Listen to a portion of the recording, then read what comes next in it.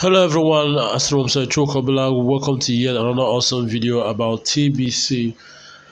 Today, I just want to discuss a little about, the challenge that TBC is facing, and no one seems to have a clear answer as to that, as to how to solve it. Now, there's nothing wrong with the project and its mission. The issue is that we are living in a market-driven world, and we are living in a world that still believes heavily in cash. Out of 100% of the world, only less than 2% of the people know about cryptocurrency so well. You might say 5% might know, but only 2% know cryptocurrency and understand it very well.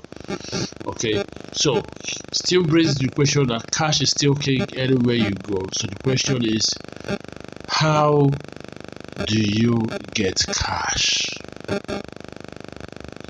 Okay, that's the question that everybody is asking.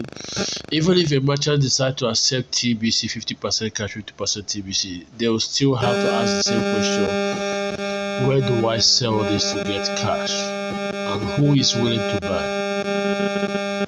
Okay. Now, the bounty system is a great idea, but at the same time, it has its flaws because in some countries it's illegal.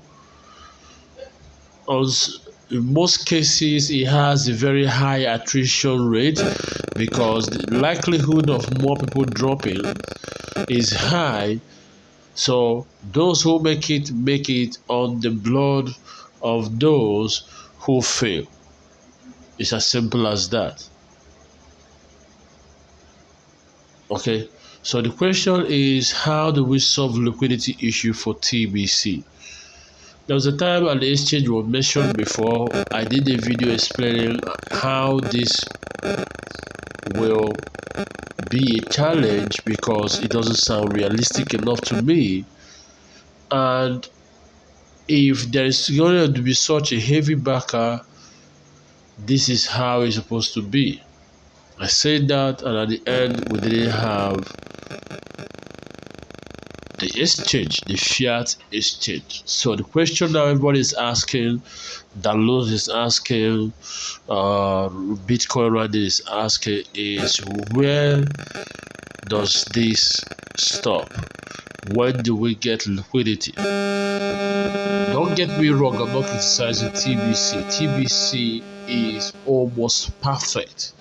The only thing that's killing it is we still live in a world that is driven by cash.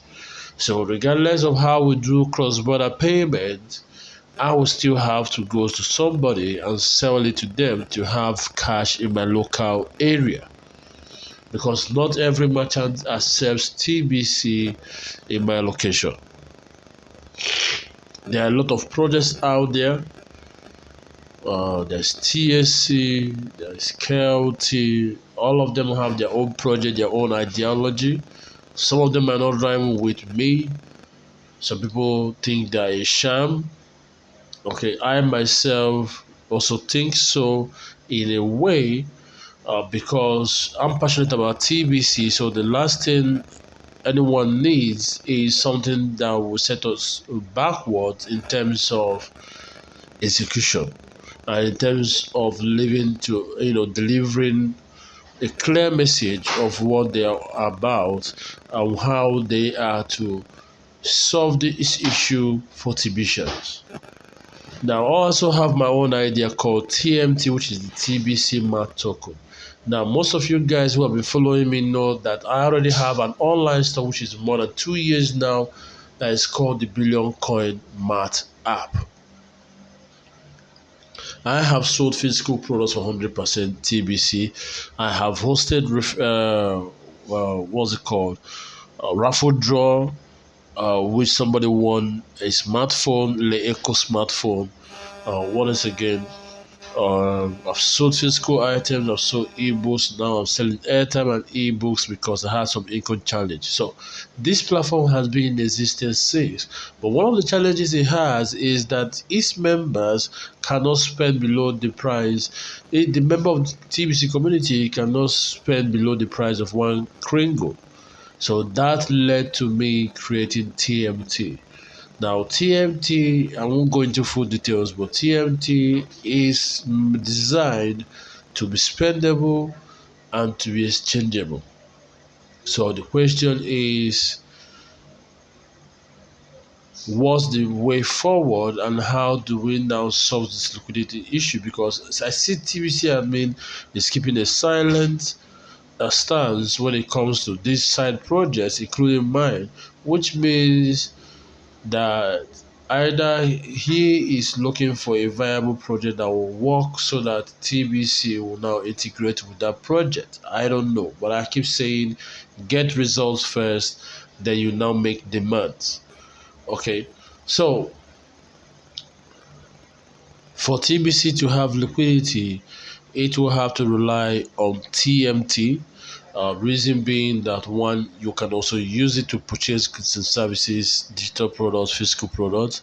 Secondly, it will be on exchange. We're working on second exchange, but I will do this explanation in a later time because I don't want letting the cat out of the bag through videos, so that um,